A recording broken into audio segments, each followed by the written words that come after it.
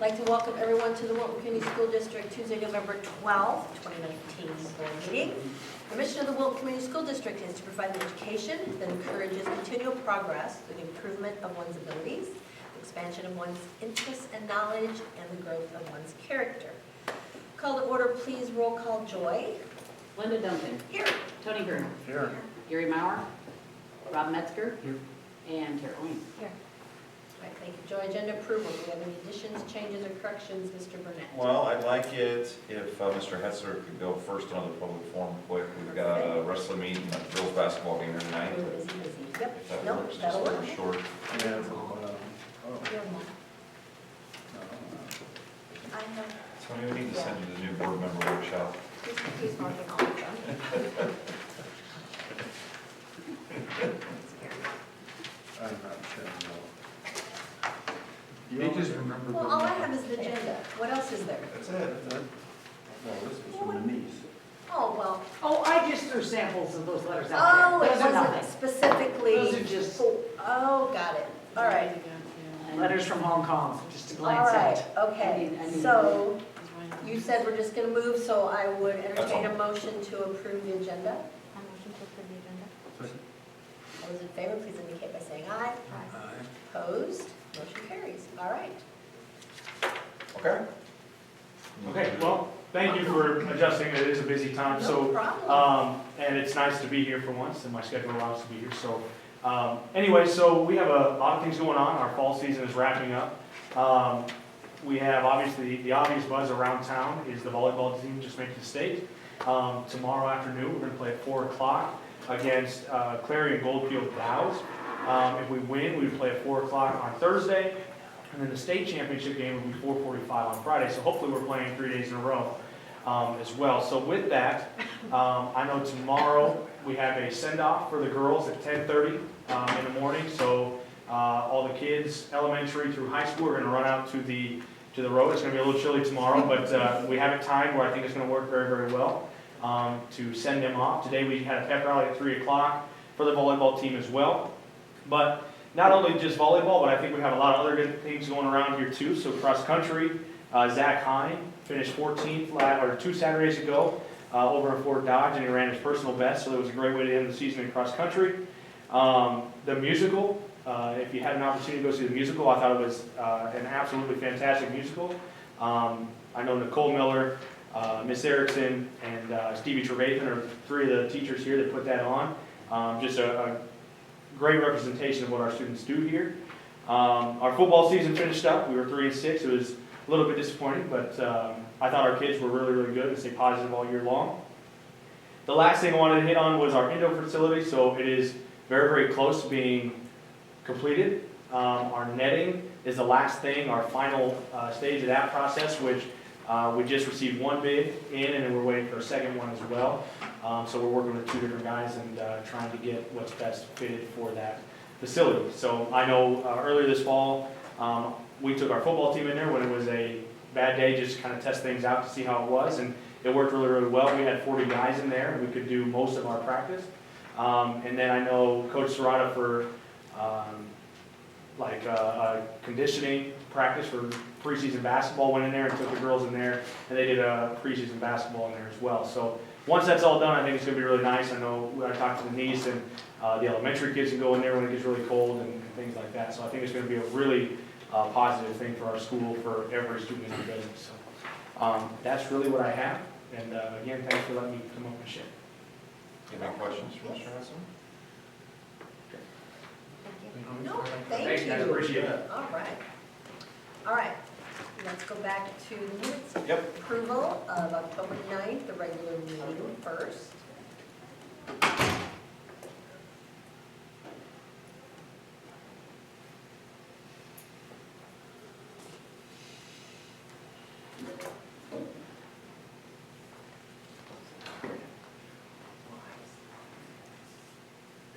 Move to approve the minutes from October 9th. All those in favor, please indicate by saying aye. All right. Opposed? Motion carries. And then the October 23rd work session.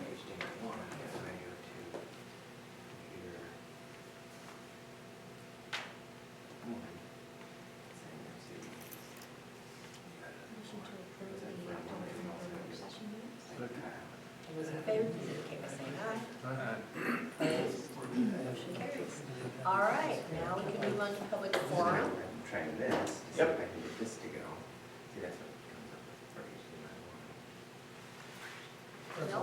issues. You want us to go on? Yeah, please. All right, and just let us know. All right, with that, then we will move on to business financial solutions. Stacy, please. Upload number 4, let me know if you want to sign. Is the taxation on financials.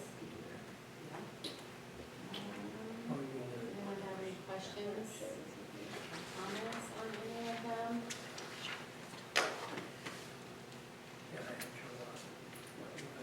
We're going to see, we're going to have several expenditures in the management fund for this lightning damage claim that we had last month. And we're still finding a few things, so it's going to take a while to get that closed out. But the insurance company has paid us some money on depreciated value of some of the things that we've submitted.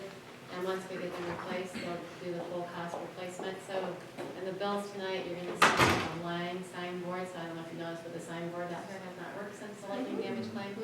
So they finally approved, we're not actually getting a different board than Daktronics. This board has better pixels and it only costs $6 more, and they actually approved it for the $6. So Line will not order the board without us giving them 50% down because they have to order it from a vendor. We've already had that money from the insurance company, so you're gonna see Lang in 2 different checks, so we're gonna send them half and then hold the other half till we get the board installed. So this insurance claim, I don't know, is probably approaching between $30,000 and $40,000. Lots of stuff got sizzled in that, so that's been fun. I don't know if there's anything else I need to point out.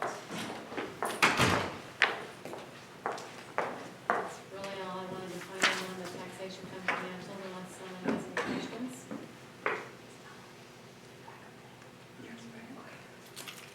And upload number 5 is ISP, Instructional Support Program. The revenues at the top, you can see our spending authority, what we have budgeted. Bottom of the first page would be by our categories, our expenditures to date, and then what remains at the top of the second page. Any questions or comments on ISP financials?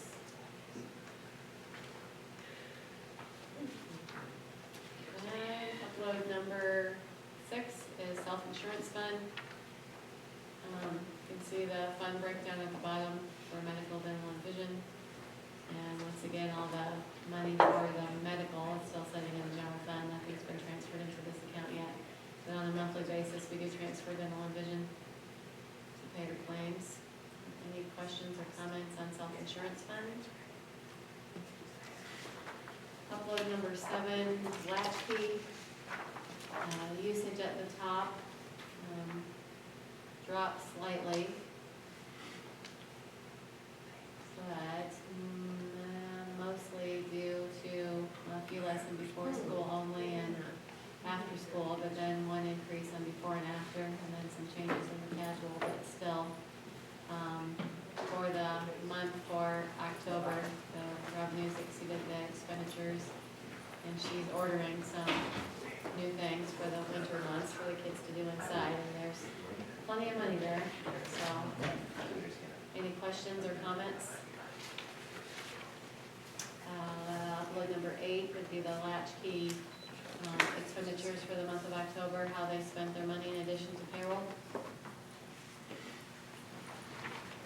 Upload number 9 is the nutrition fund report. First page has the lunch and breakfast program usage for month and year to date, school year to date, and financials on the second page.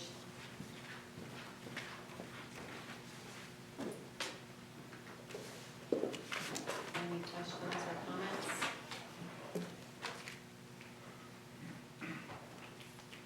Upload number 10 would be how the nutrition fund spent their money in October in addition to payroll expenses.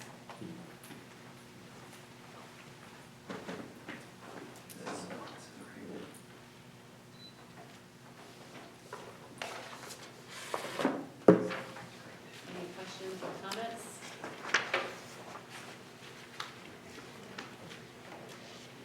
Upload number 11, activity funds on the first page. So the musical drama, the negative $2,700, that is before any revenue for November, and Joy said they took in just shy of $2,000 in admissions.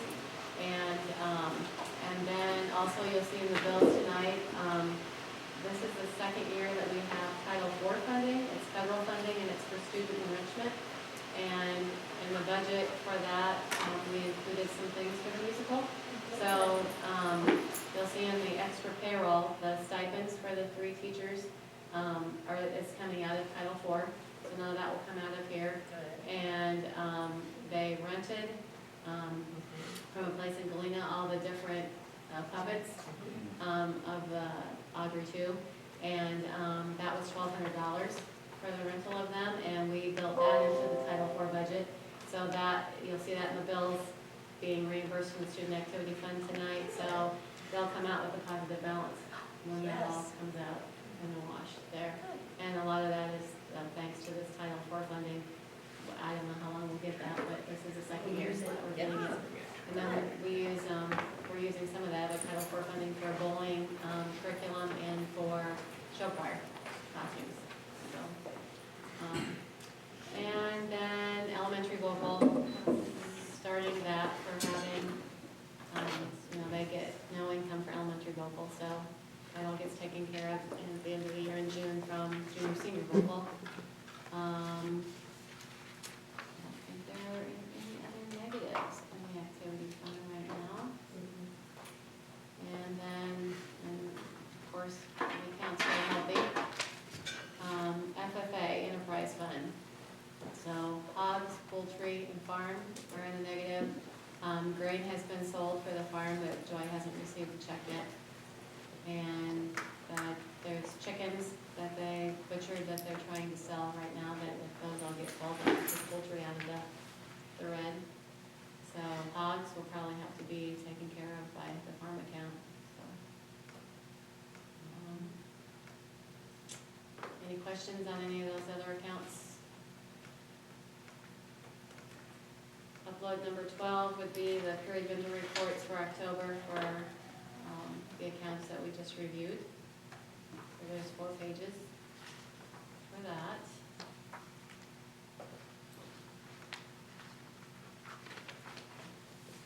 Any questions on any of those? Upload number 13 is the co-curricular driving report for the October-November pay period. The sports at the top, and then classroom and other at the bottom. So under other, Zion preschool, they pay for the entire cost of the driver, payroll taxes, and the bus use. And then stop training, we pay the bus drivers to do their annual 3-hour stop training. And then bus 43 was finally taken to the scrapyard this last week. So salvaged everything off of it that we could, and took the newer tires off it, put some older tires on it, and drove it to the scrapyard last week. So it hasn't happened very often in the tenure year that we've had to actually junk a bus. Any questions on any of the co-curricular driving? And then next, upload number 14 is extra payroll. It's long this month, almost 2 full pages. In addition to the norm, there are all of our fall workers for football, both high school and junior high, and volleyball, high school and junior high. And had the first junior high dance sponsored by student council, so we had some chaperones for that. There were extra, some vocal concert supervision, the stipends that I talked about for the musical coming from Title IV student enrichment. Terry for the fall concession supervisor, a couple of officials who are on staff. And the rest of it's pretty much the norm. I guess the football field grounds work, that's at the end of the season. So we pay those people just like we do the softball, baseball, for working on their own fields during the season. They turn in actual timesheets with logs.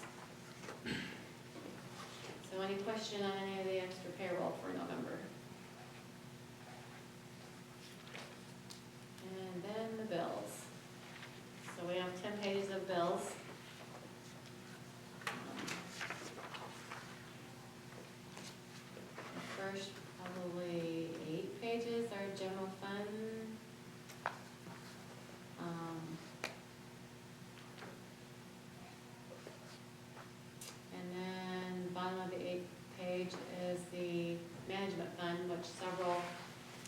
insurance claim, expenditures there, along with our fiscal year 19 audit. We had got a return on our general liability, and then work comp, the rating, they had a statewide air rating and work comp, so we got some money back for that. But then they also take our true numbers for payroll, and we have to pay some additional for work comp for fiscal year 19, so that's all the net payment on our audit from fiscal year 19.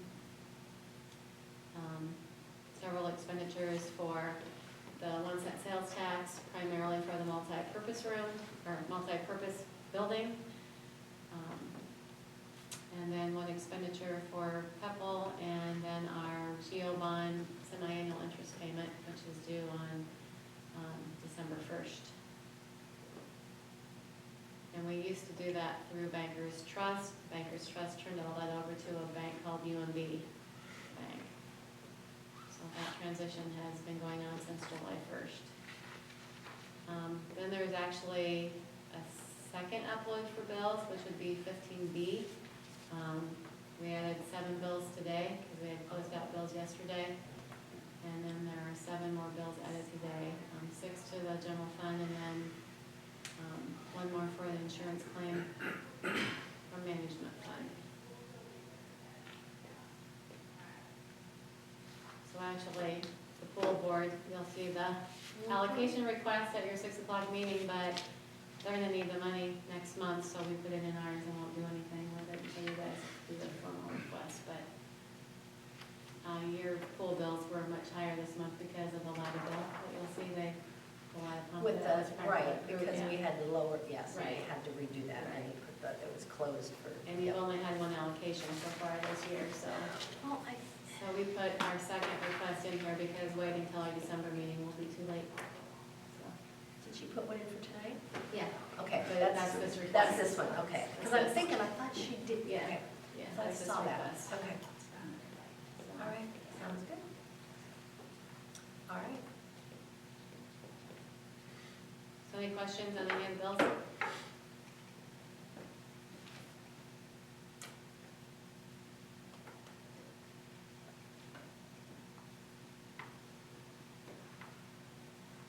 I'd make a motion to approve the bills. Second. All those in favor, please indicate by saying aye. Aye. Opposed? Motion carries. Thank you, Stacy. Next is the administrative reports. And, oh, are you ready? Yeah. Oh, yes. No, I was just gonna be, All right, we're doing a backup plan. Kate helped me. We're gonna do a pair deck, which is, you're gonna watch the presentation on your laptops, since we couldn't get the one to work. So you're gonna go to joinpd.com.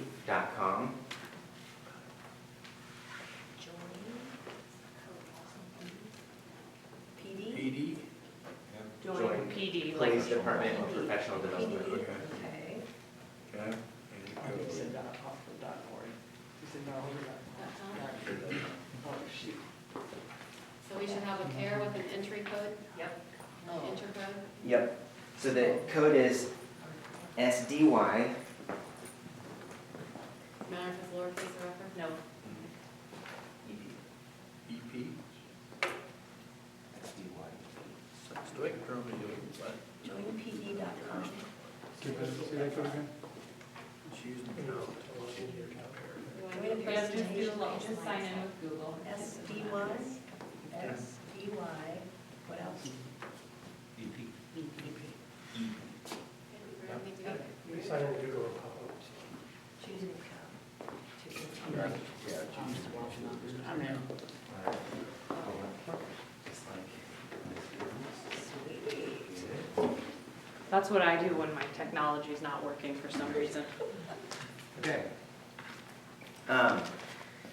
So I have actually been taking data since 2013. So I'm going to show you some data that I've taken over the last few years. Some of it's going to be interesting. I think it's interesting. A little bit about my class. I switched to standards-based grading in 2014. I was the only one here at the time working through it. I went through a couple training conferences. I've tweaked it over the last few years, so it has evolved quite a bit.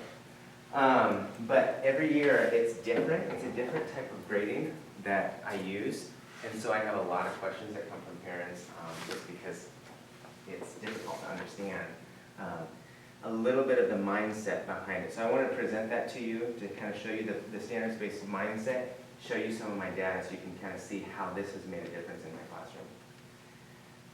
So first thing, if at first you don't succeed,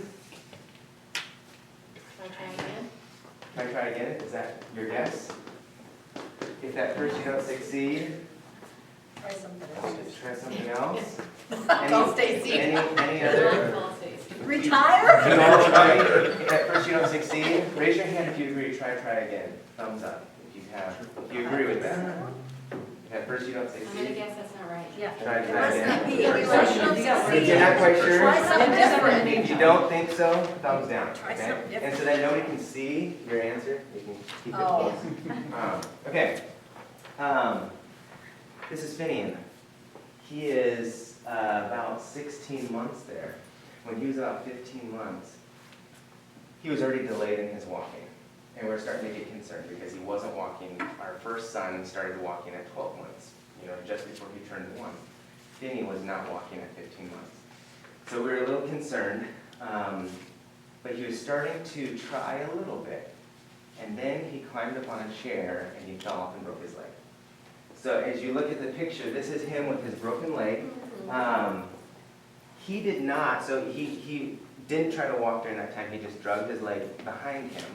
But then after that, when we got the cast off, his leg was smaller, and so he had to continue trying to walk, and he finally walked just after 18 months. So he was 1.5 years old before he started walking. And so the reason why I point this out is because in order for him to learn, he had to give up. Did he give up? Did he have to give up? No, he had to what? If at first you don't succeed, Try again. try again. Yeah, so this is as humans, this is how we learn. We learn through trial and error. That's how we learn language. That's how we learn to walk. That's how we learn to ride a bike. That's how we learn everything. And that's just the natural process that we use. So if at first you don't succeed, you failed, right? Do you agree with that statement? You learn. If at first you don't succeed, you what? You learn. You learn, right. You do not fail, because if at first you don't succeed, you try again. So all of you who had your thumbs up, you had the correct answer. Yeah, that is what we typically say. If at first you don't succeed, try again. This trial and error process, trying to learn from our mistakes and move on. Try it once. If you don't get it, try it again. And if you don't get it, try it again. And if you don't get it, try it again. And if you don't get it, and I can keep going and going, because at some point, we really don't want to give up. So Thomas Edison, he has a famous quote that says, "I have not failed, I've just found 10,000 ways that won't work." Thomas Edison invented the light bulb. So he had this clear understanding of, if I don't get it, I'm going to try again. I'm going to try again. So somewhere along the lines, in education, we change this mindset of, if you try and you fail, then what happens? Are you done? No, you figure out some other way to get to your end result. I mean, what you're trying to achieve, you figure out something.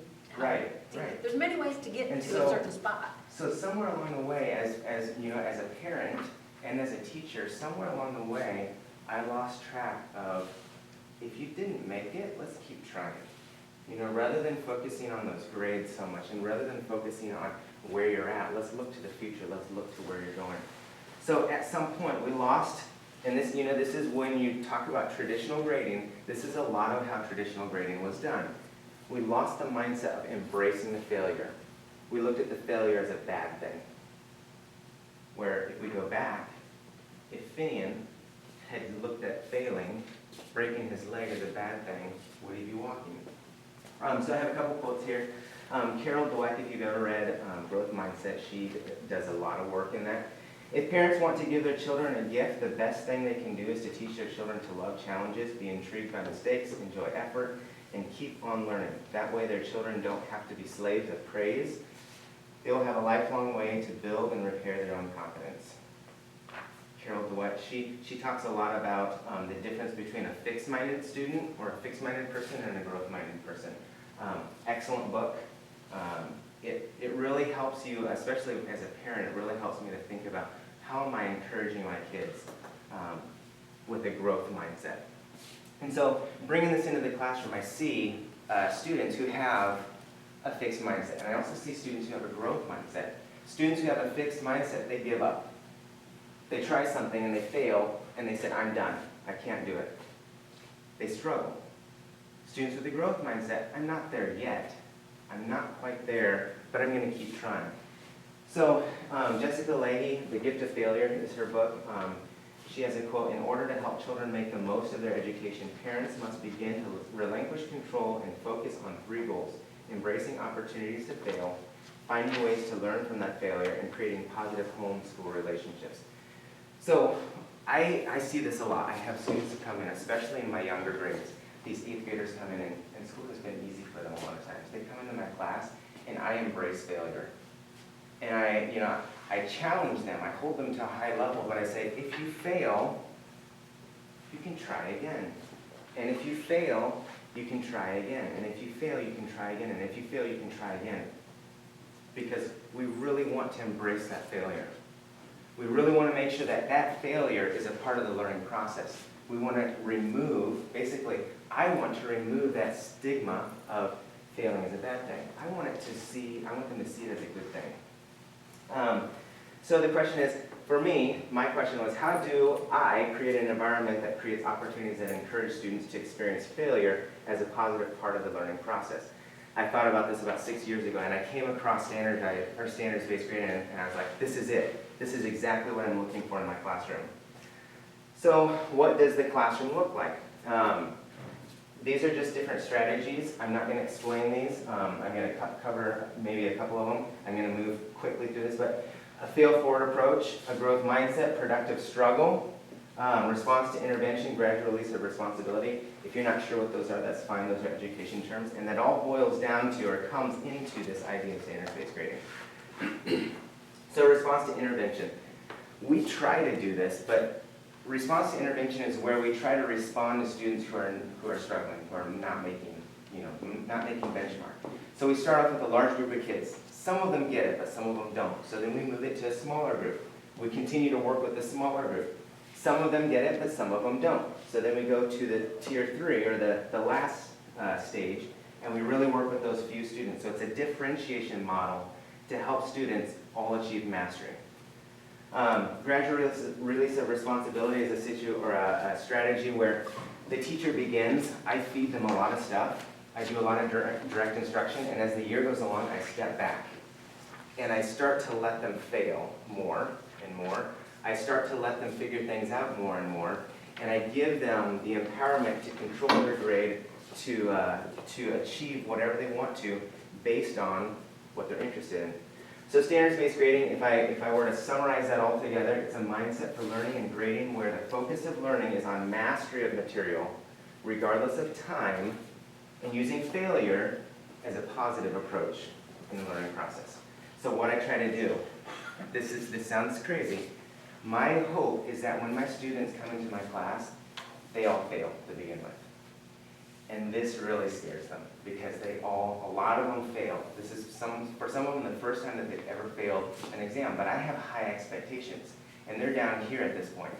But they can get to that point through working at it, through trying and trying again. So it's really the idea, it's really the model, it's not really standards-based grading, it's the idea of not yet. So we're not yet there, but we need to keep working. We need to get to that point so that we're proficient. So what does a standards-based grading classroom look like? Basically, learn. In math, we practice, then we assess. If we're not there, we can either go back to practice and reassess, or we can go back to learning, and then back to practice, and back to reassessing. There's really no restraint on working toward mastery. We can work toward mastery at any point. This is powerful because I have students who are accelerated. They learn. They don't need the practice, and they go to the assessment, and they're good. But this is also important for students who learn, don't get it, practice, still don't get it, assess, still don't get it. We come back to learn, start to get a little bit more, and we go through that process several times until they reach mastery. So SVG in the classroom empowers students with the option of working for excellence. And I'm going to show you some data because what is an A? What percentage is an A in school? Do you remember? 90 is an A minus, and then 92 is an A. For us, 92% is considered our perfect. What would it look like if you had 92% of a bridge? One word.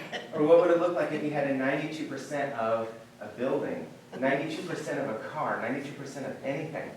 So in this idea, we're cutting them short 8%. And I'm going to show you some of the data that I have, because students, you would think, oh, they're only going to work for 92%. I'm going to show you my data from this year, and you're going to be surprised.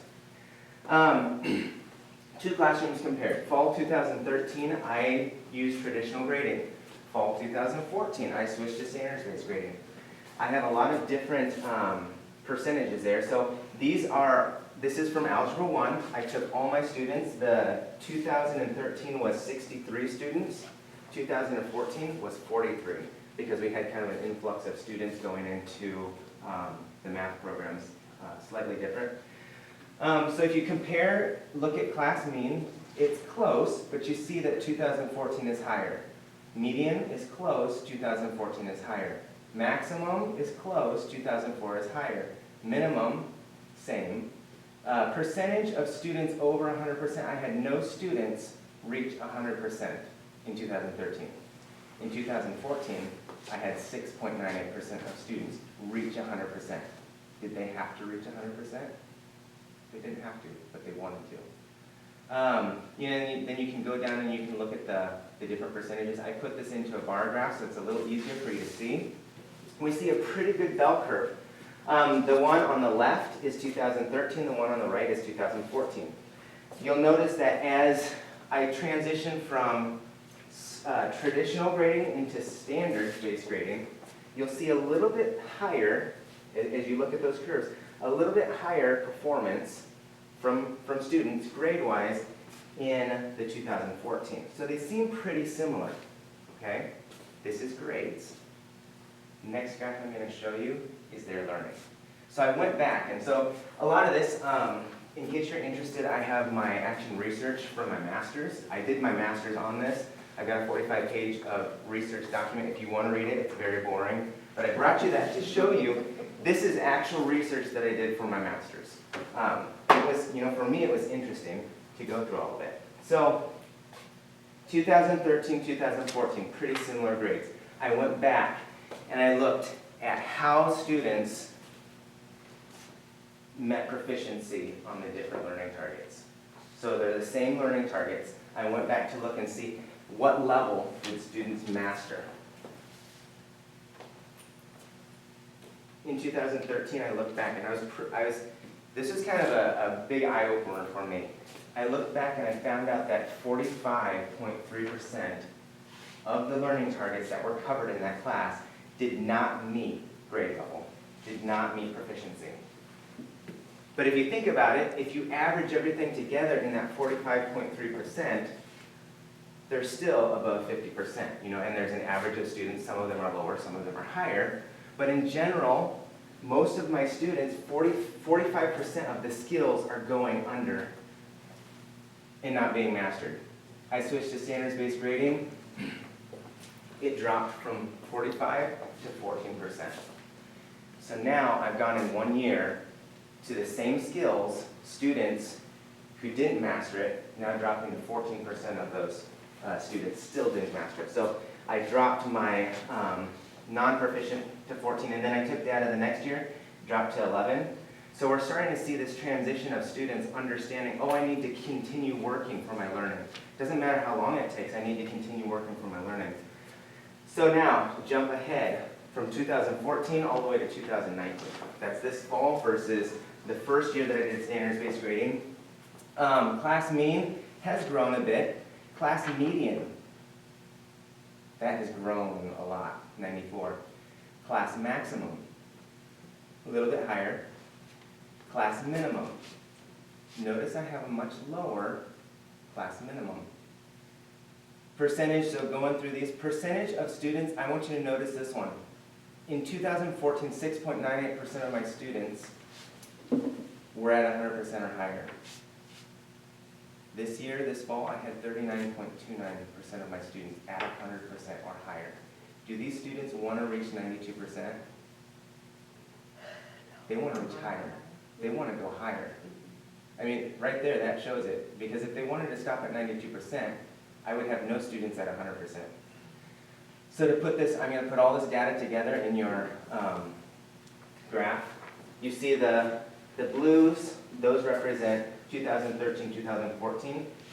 2019, this fall, represents yellow. And you see a reverse bell curve. Do you notice that?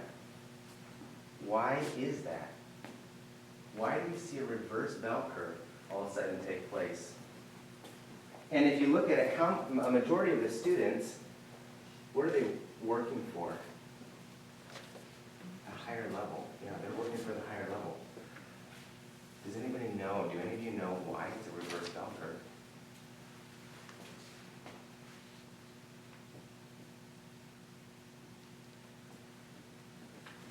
If you go back to Carol Dweck, she talks about two types of people, fixed-minded and growth-minded. If you look at this, there's no longer an average bell curve, there's a divide between students.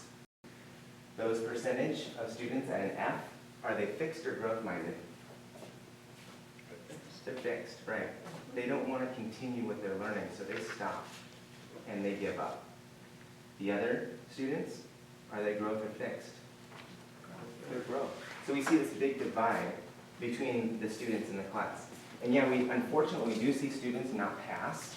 However, we see such a higher number of students reach for excellence. So the percentage of students achieving the highest level of learning this fall, I had 22 out of 56 students that were at or above 100%. That means that they're taking the assessments over and over and over. I have some students that have taken them 5 times, specific assessments, just to reach that 100%. So that's 39, which is almost 40% of that class, which is 2 out of 5 students, wanted to go above 92%. They wanted to go for the 100% because they could. You know, that shows a little bit about their interest in their learning. So how do I do it? I have a couple papers. If you're interested, I printed these out. I basically use a process of RTI, response to intervention, where it allows them to assess. If they're not quite there, then they can reassess. If they're not there, they can reassess. However, at the same time, I expect proficiency. If they're not proficient, they need to reassess. So that's kind of the system that I have. And as I look at their grades, I can tell you specifically every single skill that the students understand and which ones they don't understand, because now the grade is data. I mean, that's what it is. They're either proficient or they're not proficient. They're grade level or they're not grade level. There's no, oh, on this standard they're 0.72. What does that even mean? What does a 0.72 on a level of proficiency mean when you're trying to decide, do they understand it or do they not understand it? So it really turns things into black and white. So, I mean, if you're interested, I just printed these out. I didn't assume that any of you would want them because it's just extra stuff. So, there's my data.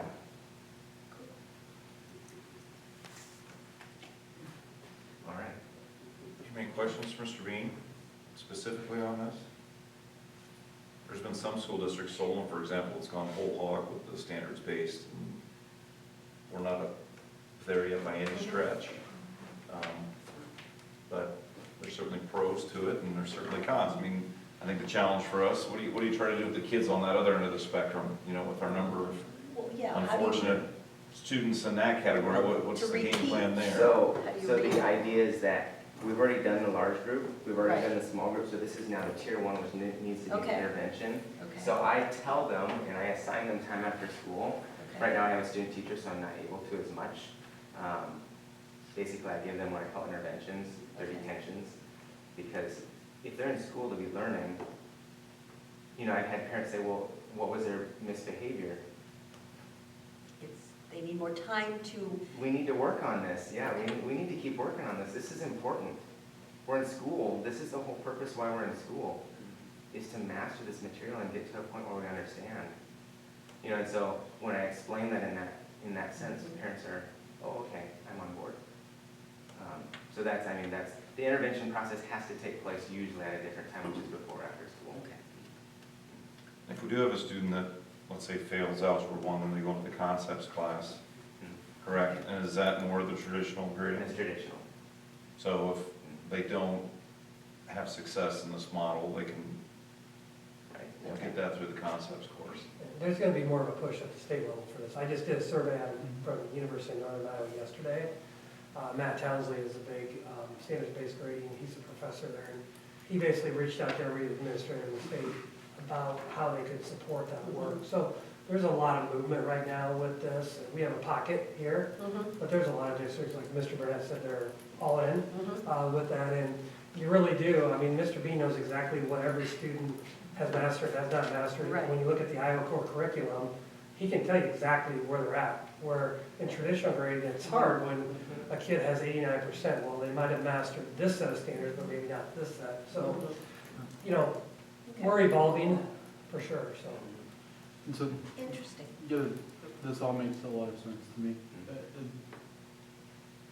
Still, at the end of the day, it goes back to a traditional grading scale, It does, right. and students do care about that a lot, and so somehow finding a way to close that gap so that there's that transparency and kids know, and they're viewing this as through the lens of the growth mindset, which is awesome stuff, but not getting so overwhelmed and so stressed by the end result that we're still ultimately accountable to, and that they hear about at the time of orientation, and that they care about and want to achieve. And so that's, I think that's something we just gotta continue to work on, is closing that gap so that they understand where they sit in that final evaluation, but not getting so bogged down by that, like you're saying, that they're And that's something sticking with the that, process that you want. in my course, I do, it's a progressive, you haven't taken, another thing that I implemented this year was I have self-paced assessing. So I let them take the assessments when they're ready, because my goal is I want my students to understand whether they know it or not. That's the whole purpose of learning. If they can't tell whether they know it or not, that's a life skill. Yeah. And so by them self-pacing their assessment, that gets some of them in trouble, because they don't want to take the assessment. Yeah. That's human nature. But at the same time, my students are taking the assessment when they're ready, and they're empowered with their own learning and their own knowledge. So it does, I mean, it's kind of back and forth. For me, I like to keep them on track. Like I said, I give them interventions this semester. I have a student teacher who's trying to jump in and learn. She's never done standards-based grading, and she's trying to like model what I've done. So that's a little challenging, but you know, because of that, I am helping develop a better teacher. You know, I'm not saying that standards-based is the only way to go, but I personally, I would not go back.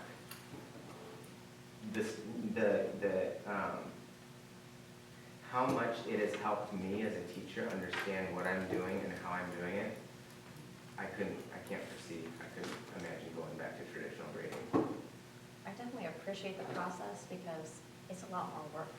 So breaking that down and making sure, like Mark said, you don't have a student who is at that 89% and you move on. And then it's like, whoa, wait a minute, but I wasn't totally sure on this and now we're on this. And then you have to go, you know, so the whole process, like I said, is a lot of work. It's a lot of work. Yes. Like, for example, I have a practice A, a practice B, a practice C, and a practice D. I have an assessment A, B, C, and D.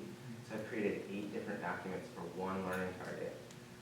It takes a lot of time, but it allows the students, I mean, it does so much more for the students in the end. Well, especially math, you have to build on. You have to have the basics to be able to move on to the next step. And you're right, well, maybe kind of, well, then you start on this and you're doubting yourself so you make sure that they know it, and then we are ready to move on to the next, to build on. As an Algebra 1 teacher, everything that they're gonna do the rest of their life in math builds on this course. You can't let any skill Right, slip through. right. Thank you for breaking down the process a little bit too, because as parents, you know, I mean, this is obviously, and even, you know, my kids, other than your class, they haven't been exposed to that, so it's new, it's changed, it's different, it's a little bit scary, and people just don't understand it. And so I've had a lot of people ask me, and, I mean, my knowledge with it is limited as far as each step of the process, so it's nice to have it laid out and have a better understanding. One thing that might be helpful, to have Mr. Bean come to the seventh grade orientation, when students are getting ready to enter that, and it is hard to understand if you don't Right. totally understand it, so maybe we can do that in the fall too. to kind And of- I have, my full website has everything on it, I've explained everything as in detail as I can. Good. So, I mean, I'm trying to inform parents, but it's different. Right. It's new. Mhm. Right. Well, thank you for Thank coming you, tonight. thank you, We yes. appreciate it. Very, It actually worked out good. It was interesting seeing your Interesting. presentation this way. yes. A little different. You just gonna leave those? Or do you want? I wouldn't mind having the top two, I don't know if I'm gonna read yours. Yeah, 45 page. Yeah. No offense, I don't know. but I might get lost halfway through. And talks Thank you. about, and this is also information that I give to parents on blended learning and gradual release of responsibility. So, you know, when it comes to, a lot of times I feel parents are like, what are you doing? You're just jumping into this. I've done my research. You know, I've been working on this for 7 years and have fine-tuned it. Thank you for your time and being in our school today, because Yes. I know at the end of my day, I'm ready to, Yeah, me too. Jack. Where's your pool room? At the, junior, Okay. you know, in the city hall. Yep. I know. Okay. I have to go when I have to go. I'll just leave when I have to go. Okay, well, Because I'm Denise sure, wants 30 I want 30 seconds, Mark seconds. wants 30, and then we'll get through because I'm it. sure if Gary's not here, he's not gonna be there. So I'm gonna have to. All right. All I need to Denise, know go. is in Time's- the middle of my report, I'm really excited about November, the work we've done. We had 6 administrators here and 16 Leader in Me Lighthouse people here last week. And then we had, this week, we had the 95% lady flew in on the 5th, and then Monday, no, what day was our late start? Tuesday. Monday, our late start day. We even had teachers come in early because we flew these people in from Connecticut and New York to do, and what they're all doing when they get here is on-site professional development. So our teachers teach a lesson, or in some cases, they teach the lesson. And like all 3 third grade teachers are in there watching it. And then we take another hour for them to go meet with the experts, and they debrief with them. So using our kids and our curriculum and in-time feedback is just unbelievable. It costs us a lot of money, and it takes the teachers a lot of time out of their day, and we just rotate the subs through. So if I'm a sub, I'm 2 hours in 5th grade, 2 hours in 4th grade, 2 hours in 3rd grade type of deal. And it's a nightmare for Sarah, and it's a nightmare for Tammy to line up. And we just get a lot of bang for the buck. So I appreciate the support when you see those bills come through. They are crazy, but we get so much more bang for our buck than sending people for 1 hour to listen to somebody. Right. So, yeah. No, it was awesome. Yeah, it's great. All right. We were just saying how lucky we were to have school, because that would have been an awful tough. Oh, Yeah. yeah. But just that the teachers came in on their own and learned prior, I mean, I just give them, they just really want to do the right thing and really want to learn. They have that growth mindset. I really appreciate that. Thank you. So it's All right, Mr. Snavely. Yeah, ACT information was added on a separate document. You can kind of look at the scores, they did go up a little bit, and then the college readiness on there. So, I mean, that was the children I wanted to share. If you have questions, I'll be happy to answer them, but I know we're short on time, so. Okay, and we see athletics. Mr. Hessler already did that. All right. Thank you. We're ready for agenda. Consent agenda number 1, we just have the curriculum professional development leader job description. Went over that with Mr. Meyer. Had a couple small wordsmith changes, but nothing major at all. So that's all I have under consent agenda number 1. Motion to approve consent agenda number 1. Second. All those in favor, please indicate by saying aye. Aye. Opposed? Motion carries. Next to consent agenda number 2 is policy. Is there any questions the board has under any of the policies this month. You know, it talks about class sizes, and it's always interesting just the verbiage. I mean, like the class size, it says, comes down to the, board's decision, but that ultimately is the hiring piece. So class size is determined by, recommendations on hiring, so it's all full circle. That's how that works. Appropriate levels of homework. Animals in the classroom. Field trips, etc.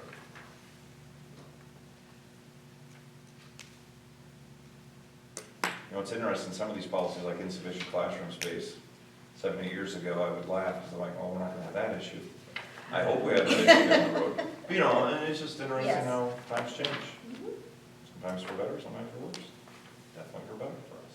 Yes, definitely. On the early release for seniors, you can see they can be use up to 1,975 minutes, that's the equivalent of 5 days, at $395 a day, that's how that number is generated.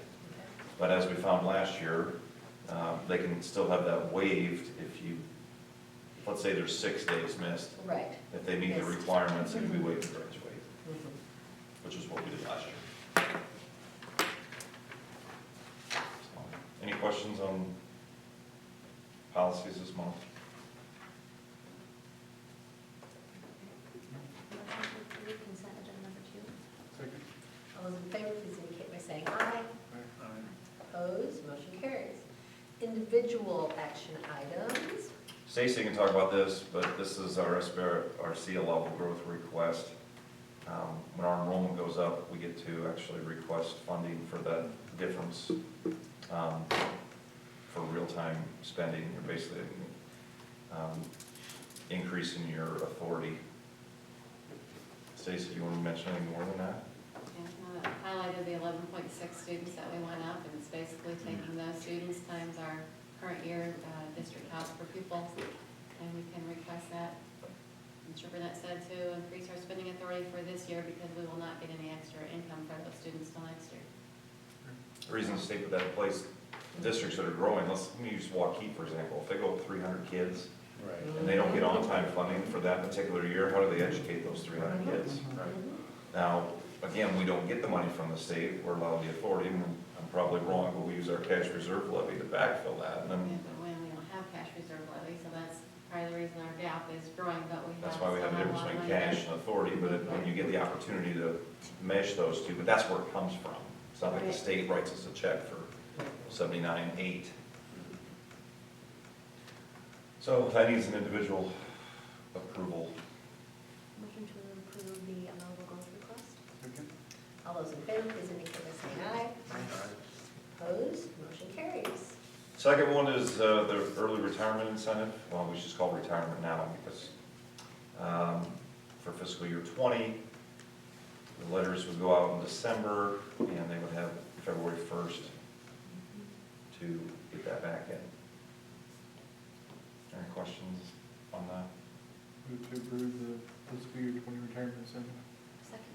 All those in favor, please indicate by saying aye. Opposed, motion carries.